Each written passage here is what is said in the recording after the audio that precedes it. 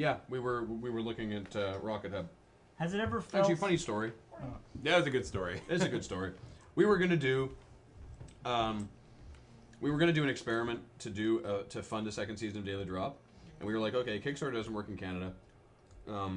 Maybe we'll use Rocket Hub, and we were like, okay, if we want to try this new sort of funding model, let's try and do the whole thing. Like, let's not just try and cover expenses. Let's also like figure out what it would cost to like treat that as a distinct project and pay everyone for their time for that whole week, because only Paul and I do this actually full time. So for James to be there every day, he'd have to take that week off work.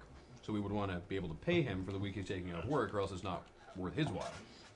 And so we were like, okay, renting the camera, let's try and rent a better camera. Let's get a whole bunch of like even cooler stuff to drop. Let's pay everyone. Let's try and figure out what it's going to be.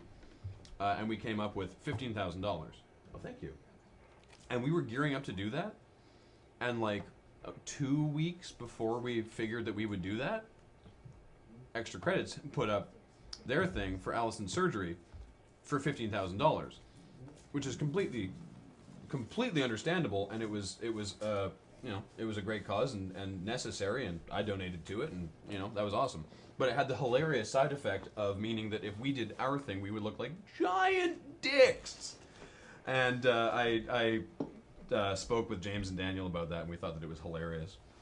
And there was no problem with it. And it's maybe something that we'll try again at some point. But it was just a funny thing that it was like right when that happened. So.